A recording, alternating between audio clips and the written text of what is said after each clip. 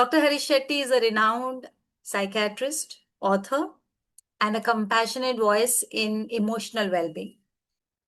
Dr. Shetty has an experience of over 44 years in this field. He has done his MBBS from Bombay University and then went on to complete MD in psychological medicine from Maharashtra University of Health Science. Of course, he's a member of Indian Medical Association and Indian Psychiatric Society. And Dr. Shetty has done groundbreaking work, my dear friends, in the field of anger management, de-addiction, suicidal behavior, depression treatments, gastroenteritis, and through his treatment, many people across the globe have benefited. Yes, welcome, Dr. Shetty. So happy and privileged to see you. And I shall pass on the stage to you now. It's over to you. So, Mummy, and Maa Bharat, not Mahabharat, Maa Bharat. And when I say this, I still remember when I was born as a young child. In my family, they would say, माँ भारत को नमन करना भारत माता को, उसके बाद माँ का पैर छूना. Because ultimately we are all daughters and sons of Mahabharat. There is no father of Bharat. We are all daughters and sons of Mahabharat. Now, when I say this, I was with a bunch of kids, students who had just passed out and got a job, and I put forward a question to them: आपकी identity क्या है? What is your main identity? मैंने तब माँ भारत के बारे में कुछ नहीं बताया. कोई उठ के कहा कि मैं वाइस प्रेसिडेंट हूँ एक कंपनी में, अभी अभी बना हूं. कोई कहा कि मैं ब्राह्मण हूं. कोई कहा मैं तमिलनाडु का हूं. किसी ने कहा मैं आईटी इंजीनियर हूं. किसी ने कहा मैं डॉक्टर हूं. किसी ने कहा मैं इस व्यक्ति का बेटा हूं. मैंने कहा आपका प्राइम आइडेंटिटी क्या है, सबसे प्रमुख आइडेंटिटी क्या है? तो उन्होंने कहा यही है. ये किस्सा मुझे याद आती है, अमेरिका में एक फिल्म बनी थी, miracle. Russia used to win all the medals, gold medal in the Winter Olympics for ice hockey.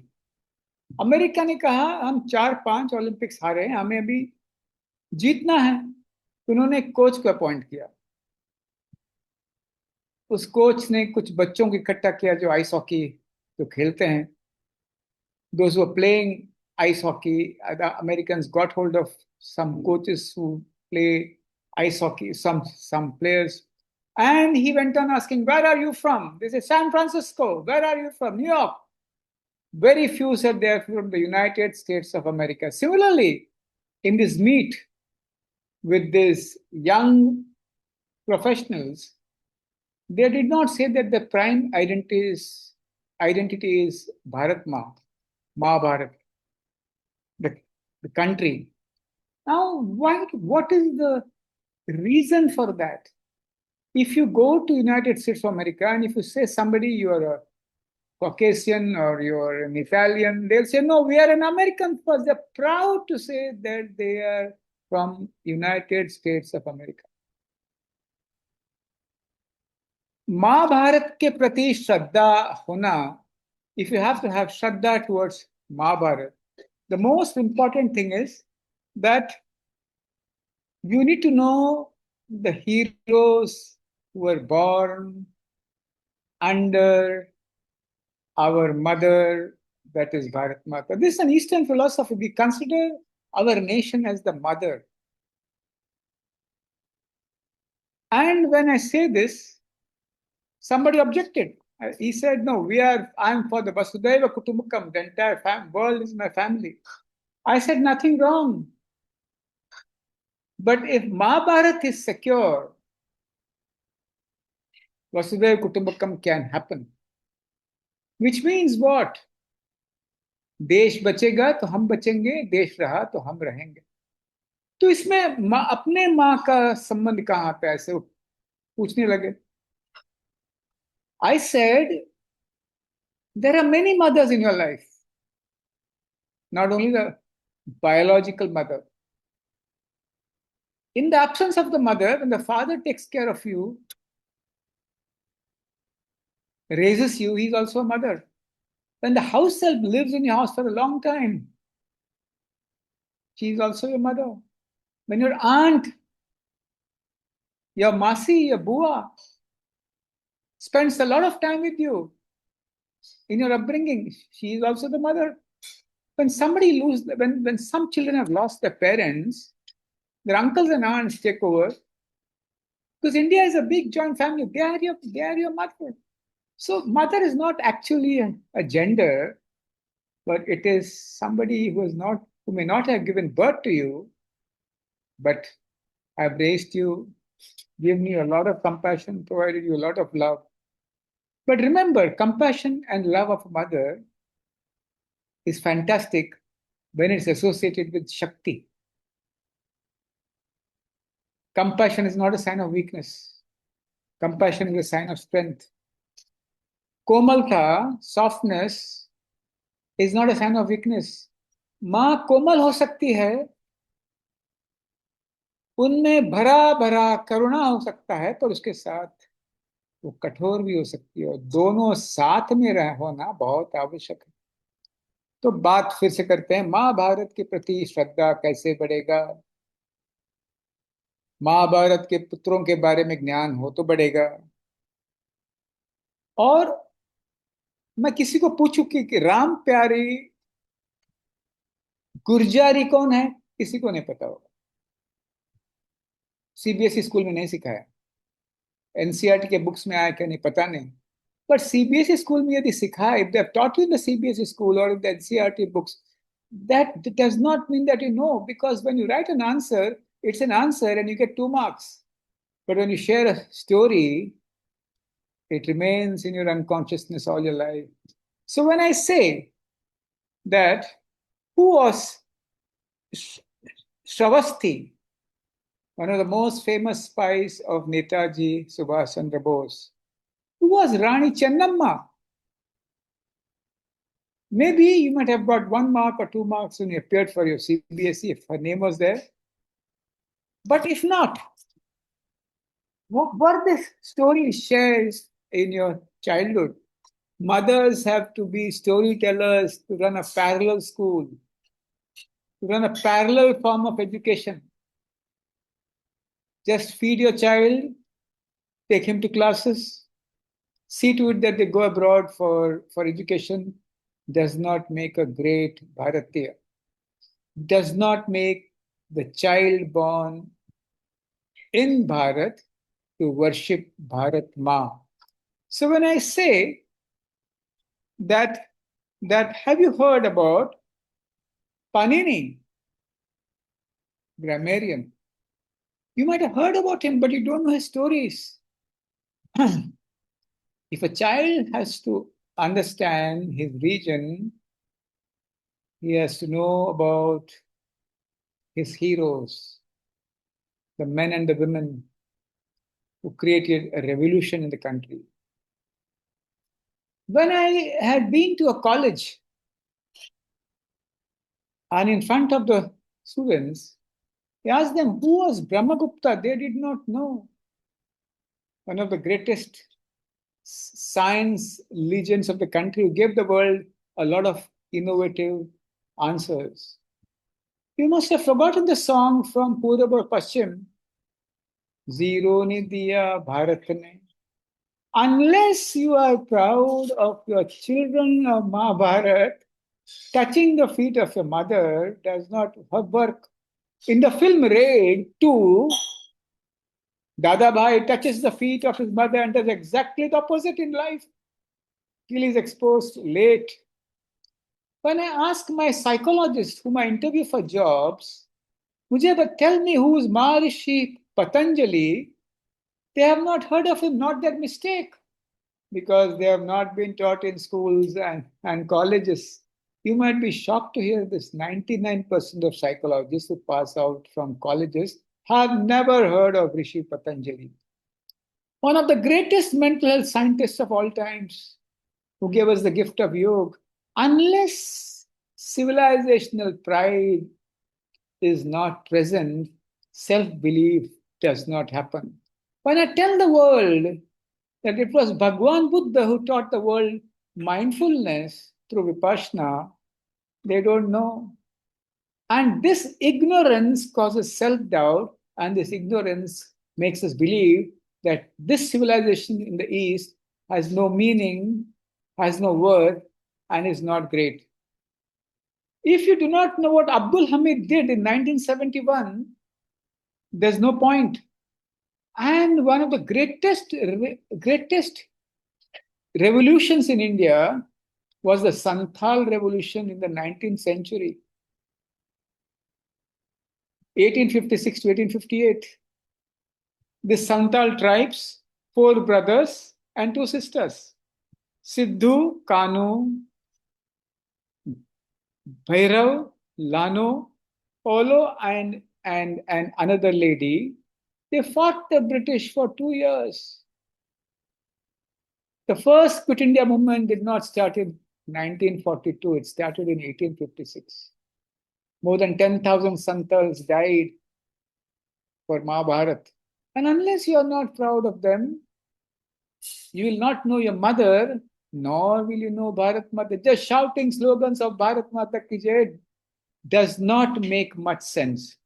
And the biggest Santhal today, and the greatest Santhal today who is living in India is Draupadi Murmu, a woman who lost everything but stood up, fought, and today she is the president of the country.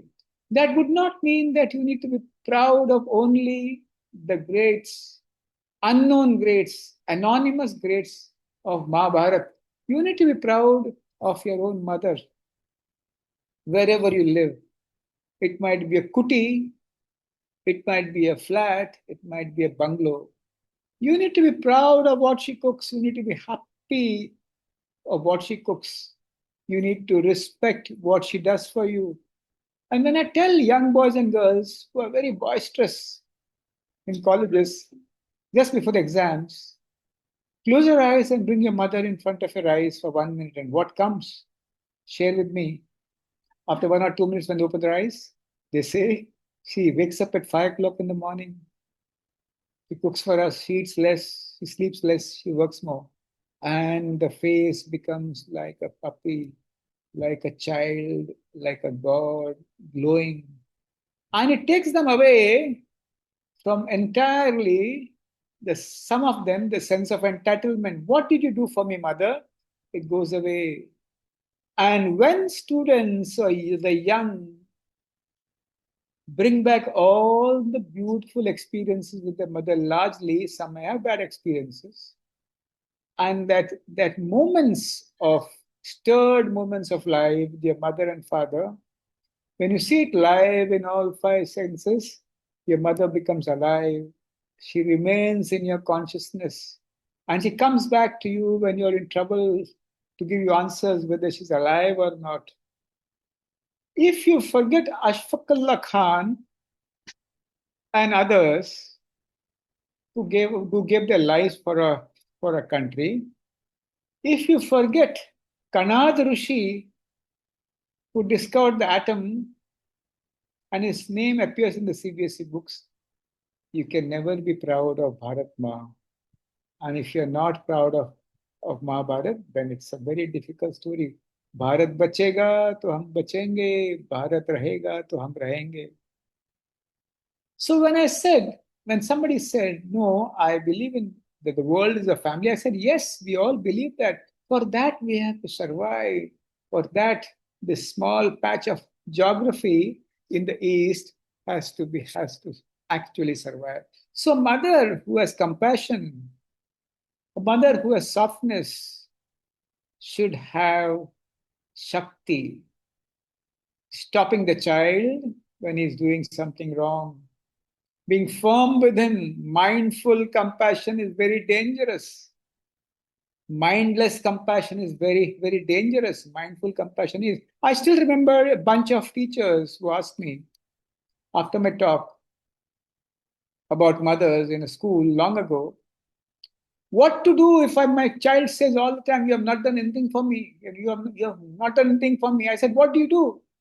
And that teacher said, she enumerates everything. She gives him more, she gives him more, and he continuously says, you have not done anything for me, to him, to her and her father. And that time, the strong mother has to respond, this is what I can do for you, nothing beyond. This is it. सो माँ के अंदर करुणा होना जरूरी है, कोमलता होना जरूरी है, पर उसके साथ साथ शक्ति भी होना जरूरी है. One mother said, my son actually chants Hanuman Chalisa 108 times. I said, beautiful. One mother said, my kids chant Vishnu Sahasranama, and they chanted it in school. I said, beautiful. When remember what Adi Shankaracharya said, शास्त्र के साथ शस्त्र भी होना आवश्यक है. शास्त्र को शस्त्र से बिना वो बचाए नहीं जाता है. You can not protect your shastras without शस्त्र.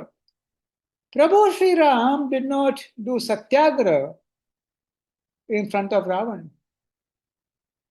He carried a bow and an arrow. Arjun, in chapter 1, when he becomes very helpless, when he sees uncles and uncles and granduncles in front of him, Lord Krishna reminds him that you have to do your duty. Detach yourself, and hints that Pandavas have done all the counseling and the conversation, and war is imminent. Violence also begets peace when it is necessary. And when I say all this, it is important to understand that there have been great mothers. Jijabai was one of them, the mother of Shivaji. She was compassionate, but strong and firm. She inspired a 15-year-old who today want to self-harm them when they have a breakup with their boyfriend or girlfriend, to stand up to the mighty Mughal Empire. The point I want to make is, my dear mothers, mindless compassion is very dangerous. Mindless compassion emboldens sin. Mindful compassion is very important. Indian mothers have this habit of guilt tripping. It is because of me my husband lost his job. It's because of me my daughter did not score marks. It's because of me. Invoked guilt of the Indian mother is pathological and extremely bad. You have done your duty. You have done your job. He has to do his job. And that, I think, is something which we need to really incorporate. At the same time, I would like to say that unconditional love has to be redefined. Unconditional love has some unsaid conditions. In Dil Wale Dulhaniya Le Jayenge, when she says, Simran, jao, apni zindagi ji lo, jao, live your life. But the unsaid conditions are, please look at me. Please come back to meet me. Please also take care of me when I'm old. I do not agree with blind unconditional love. Unconditional love has conditions which are not mentioned. I still see a lot of parents struggling in the hospitals when they're ill, and both the kids abroad. When I asked them, what did you do when they were going abroad? They said, we told them to pursue their dreams and not stop. We did not stop them. I said, when you shared that you pursue your dreams, what were the thoughts and feelings? They said, actually, we were also very scared what will happen to us when they're both there. We're very scared also that if something happens to us, who will be there with us? I still remember a talk in Chembur on the same issue. An 80-year-old father and a 78-year-old mother rushed at me and said, "Do you know this, sir? All my four kids are extremely highly qualified and they're not with us. We feel very lonely." So I've invented a new term, reciprocal empathy, not unconditional love. And reciprocal empathy is something which is very different. It is a mother, when she raises a child, spells out the conditions which are hidden, which is unsaid. Dear son, dear daughter, as we grow old, you'll grow younger, you'll grow stronger. And remember that we love you unconditionally, but we feel that when we are elderly, if we need you, can you be around? Unconditional love is a myth. There are unspelled conditions. That is something we need to realize and we need to tell our mothers today. And when I go to schools to talk to toddlers, I've been to school every week for the last 35 years, small kids. I like preschool children much more than the 15-year-old. I'll tell you why. Because in preschool, you can create impressions. In 15, you can generate thoughts. And in the preschool kids, I tell them through song and dance that as your mother takes care of you and your father takes care of you, you have to lodge this thought in your mind that at an appropriate time, maybe any time when they are in crisis or when they're not in good health, whichever age, you have to take care of your parents. Again, I'm saying unconditional love has conditions which are not spelled. Reciprocal empathy would mean empathy which is two-way, not one-way. I agree that mothers will not agree with me. They said, "Why it's the mother who goes and fights at the police station when her son is arrested, not the father. Mera beta hai, he's my son. Forgive him once." It's the mother who goes to the school principal when the son is punished and suspended for a few days and said, "It's my child. I know he's wrong, but I promise you that I'll take care of him. I'll help him to change." But that we need to have a new mother who says, "If he's done something wrong, my dear teacher, it's your job to reform him. I stand by you." And at that time, two mothers stand in front of the child, both compassionate but both firm and reforming. I still remember when I was playing cricket as a child, sometimes glass panes would break and we would go in hiding. Our mothers would call us and say that whatever you have done is not right. You broke the glass panes, and when the family came home, the glasses were on the kitchen stone where the food is kept. This is not right. You will have to pay them back through your own pocket money. That is the mother of today. And that is the Maa Bharat who will not accept that one slap on the cheek or on the other cheek. No, you can't slap me even on one cheek. Forget the other. That is Bharat Mata. And that is the mother of today. And but what I see today, the mothers, don't shout at my children. What's the loss of your glass pens broke? I'll give you the money. They are creating an obnoxious child. They're creating a child who will not respect either Maa Bharat or his own biological mother. And it is so important, my dear friends, reciprocal empathy has to replace unconditional love, where certain conditions are never spelled. My dear friends, at times, we need to understand if there are children and if there are young adults who have my mother is 90 years old and she's alive. I'm lucky. I talk to her every day in the morning. She has a sense of humor. I have a sense of humor. I inherited from her. Maybe I learned from her. She keeps on smiling in the morning and she asks me about my breakfast, about my food. She talks about there's no rains here in Mangalore. We hope rains come. It's so hot. Our rice fields have to be tilled and we need rains. And then sometimes she cracks jokes. You are still a little child. You talk like a child. You talk like a doctor. But she says quietly to others, I like the child in my son.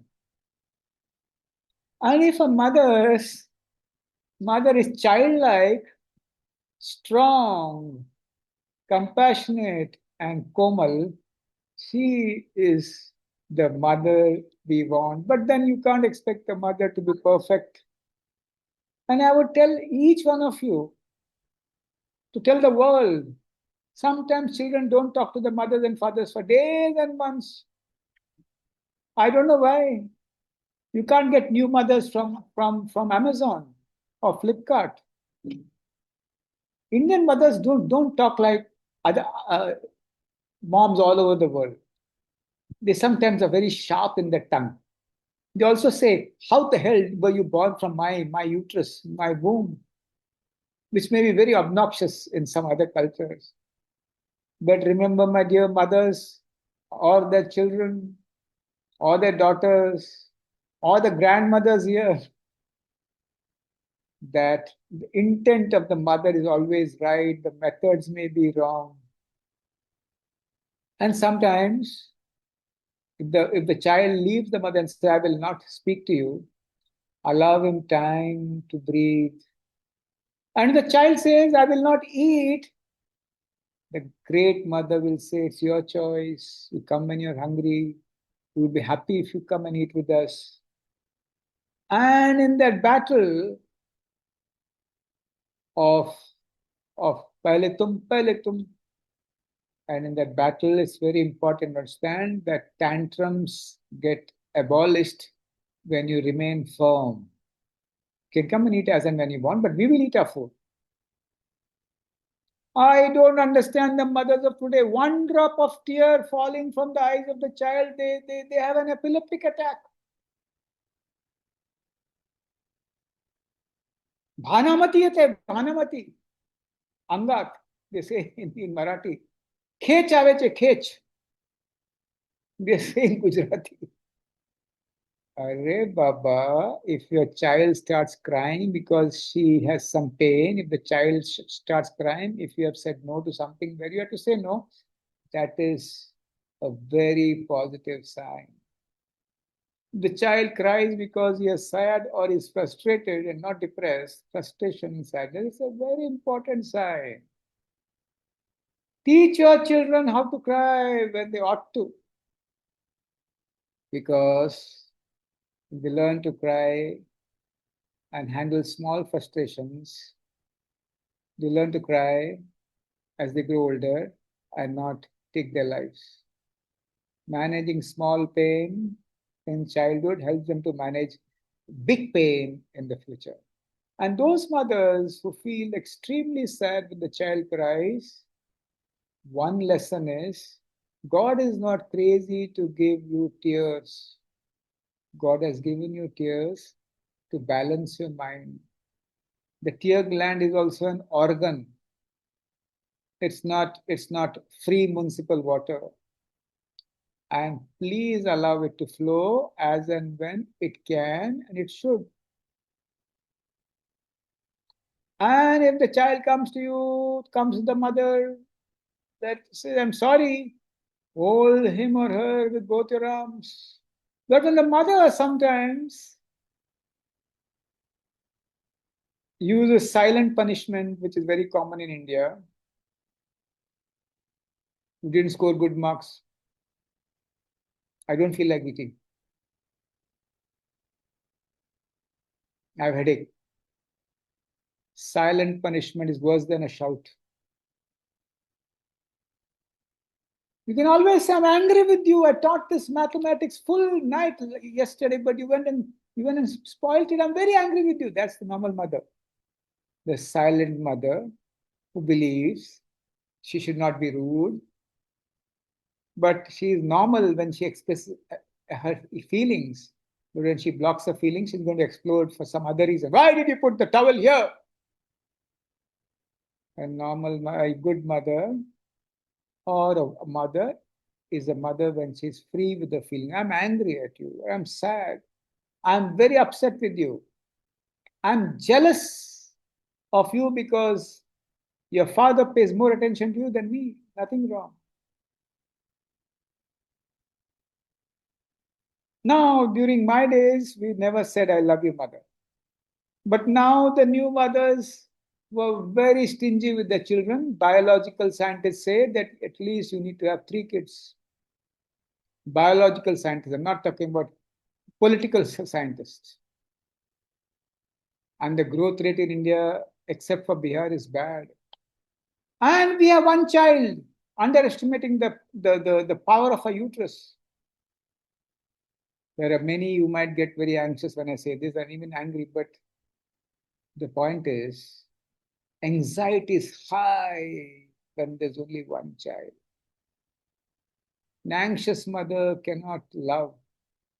An anxious mother, extremely anxious mother, cannot be compassionate. An extremely anxious mother cannot be firm.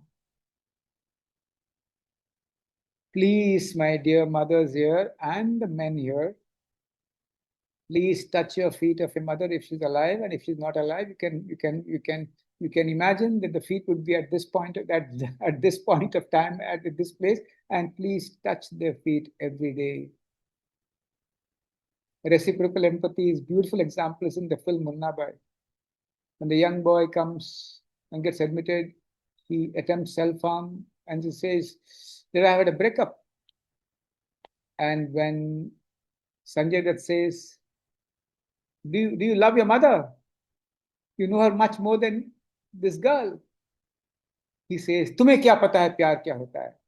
Reciprocal empathy is to help children understand that you know your mother much longer than your girlfriend. You know your mother or your father much longer than your boyfriend. Reciprocal empathy starts there.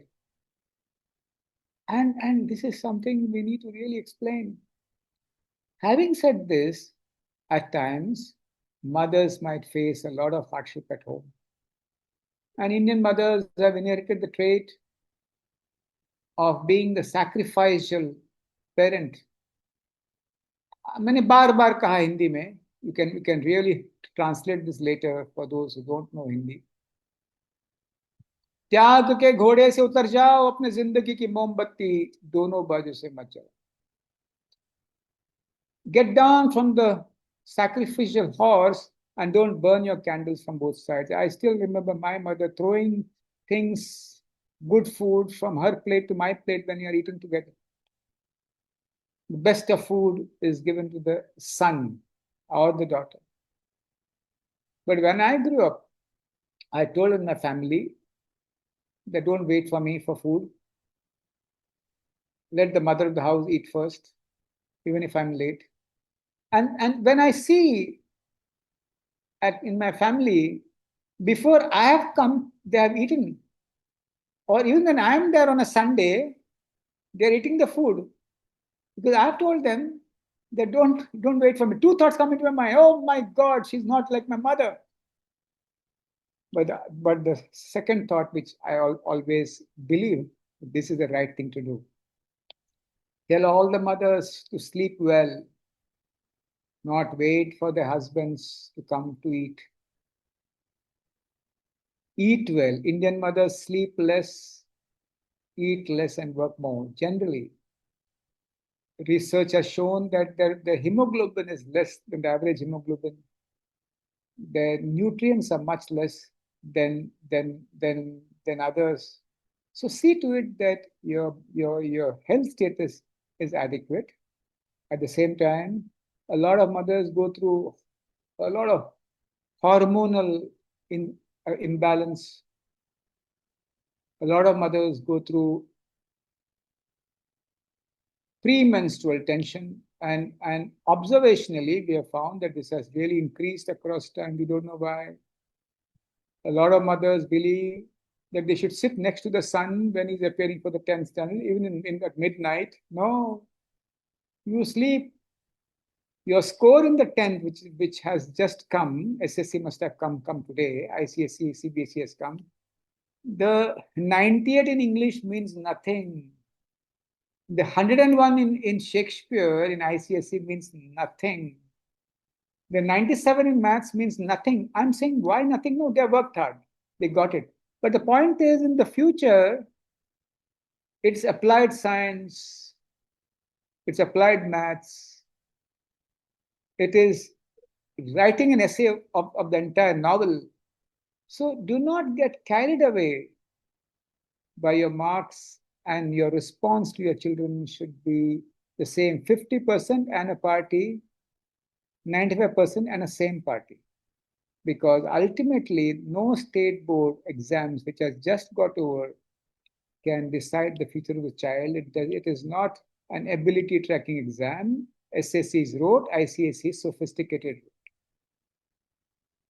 So mothers, don't be extremely proud of what your son has done, and don't feel extremely guilty if they've not done.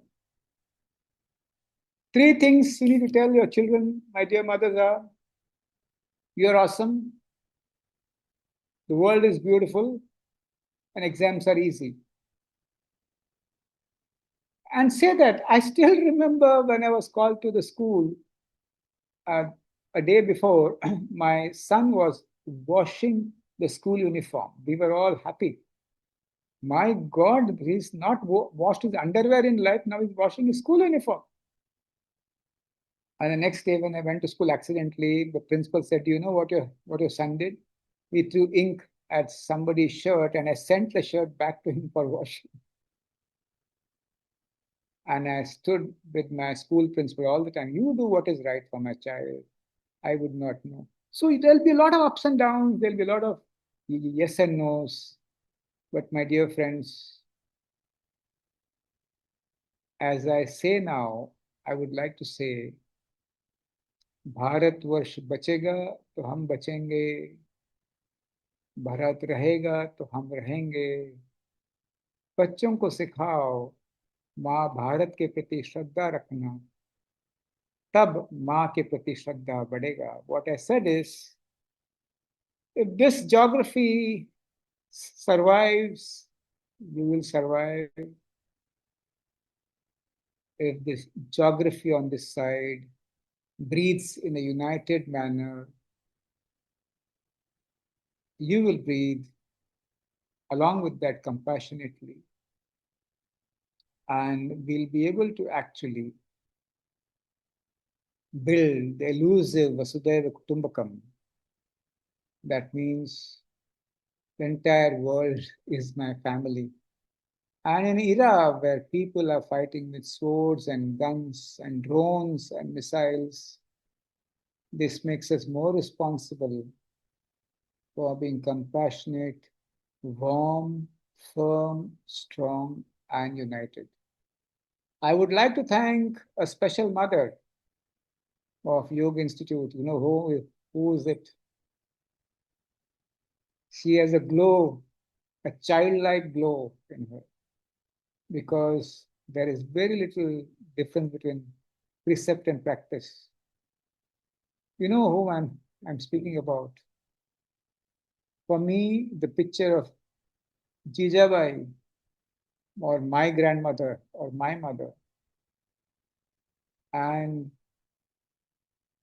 my mother at Yoga Institute, because there is no difference between precept and practice, you glow. Mothers will glow when they love all children. And when they love all children, they love the child much better.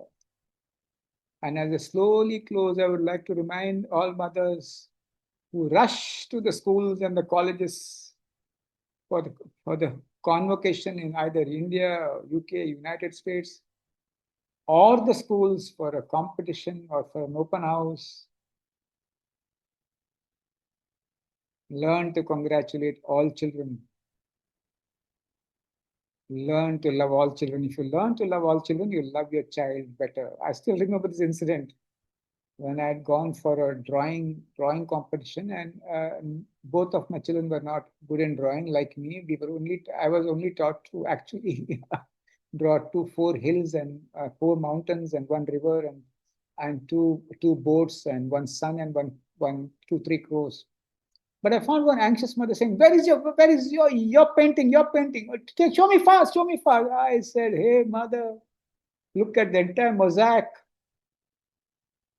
When you look at the entire mosaic and learn to appreciate each and every painting, you'll be able to appreciate your child better.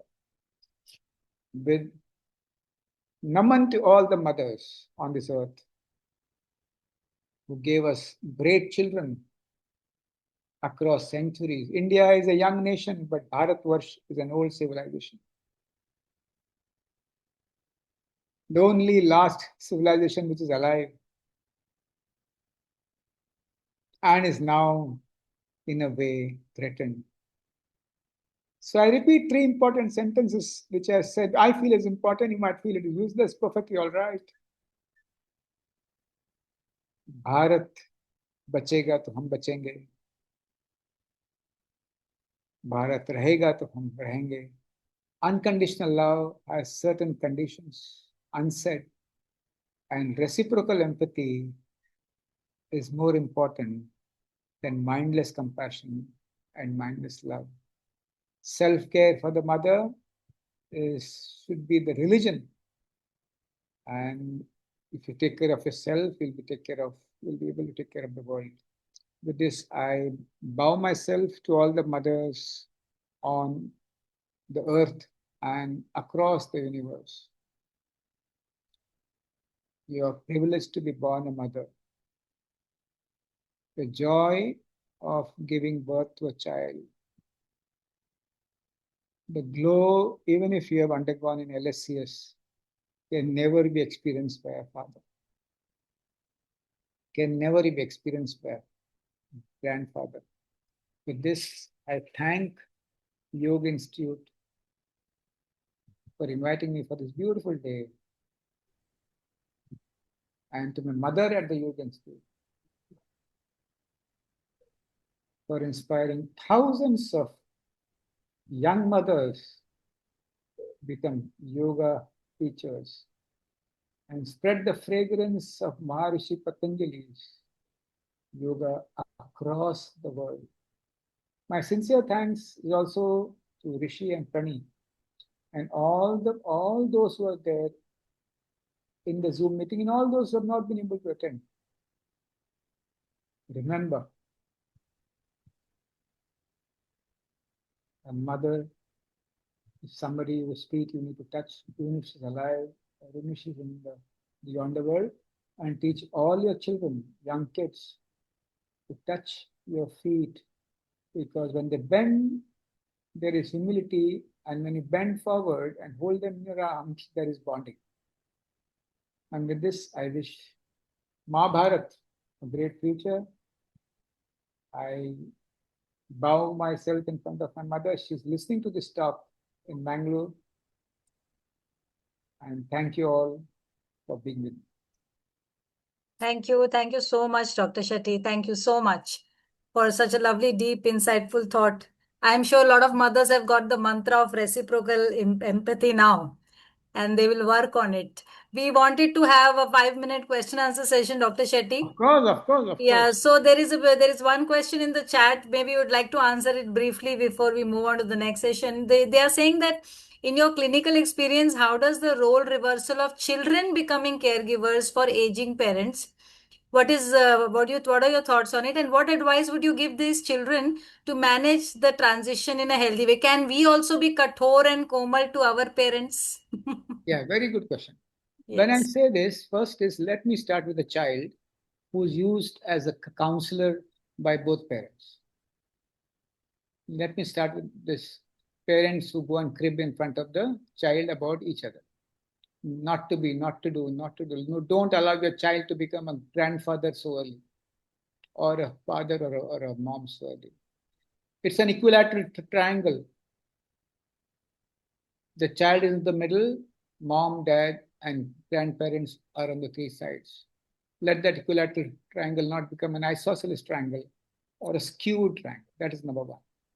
Number two, I still remember the incident when a grandmother was in the hospital, my friend's mother, and she was undergoing a lot of hospital stay, long hospital stay. And when the mother asked her 15-year-old son to actually go and stay at least one night because that night she could not go and the father also could not go. He created a ruckus. He said, my girlfriend is going out tomorrow and I'll not be able to see her for 6 months. I want to meet her. I will not go. Ask yourself, how would you raise your child? Make it a habit. If the grandmother is ill, let them go and stay in the hospital and take care of the grandmother or the grandfather. Don't say, I don't want to hassle you. You know what? You should focus on your 11th and your 12th. No, hassle them. Teach them how to take care of their grandparents early, whatever it is. They may be cranky, they may be demented, they may be rigid. India, we don't talk about human rights, we talk about the human being first and then the rights. So as they grow, let them be part of the care. I still see a lot of parents keeping one child away from the other child who could be disabled, having autism or something else. And they say, tu apna padhai, you do your work, we don't want you to get involved, we'll take care. And then what happens is after they leave, this child who's normal has no empathy for the other child, doesn't know what to do. Let them be caregivers very early without burdening them. That is number two. Number three is don't hide your pain. Let them know that you need them right from a small age. Reciprocal empathy has to start very early. Not a demand, but unsaid, said that we need to take care of each other. Expose them to seva very early. In any organization where there is true seva happening, true seva, not anywhere. I still remember the words of Swami Anubhavananda, who once said, I asked him, how to handle really difficult children who cause a lot of pain? And he said, he has tried an experiment where he said, he should take them to the ashram and teach them to serve food to everybody. Not give just money. Go on a birthday, go to the orphanage and give money and come back. No. How do you look at orphans across the year is more important than what you do for one day. So I think as they grow, you need to be very open. Don't think that they will know what is happening to you all. See that you share. At the same time, don't expect too much. Create a support system around you also, but teach the child to care right from a very early age. Care for himself, care for his siblings, care for his extended family. India is a joint family. Even if you're staying nuclear, we are joint family. Yeah, right. So true. So true. Thank you. Thank you so much, Dr. Shetty. Your thoughts have given us a lot of material to reflect upon. And so we are very deeply grateful for you for sharing your wisdom so generously, Dr. Shetty. I think everybody has loved your talk. Look at the beautiful comments we are getting. So thank you very much. And we are really grateful to you on behalf of the Yoga Institute, sir. Thank you.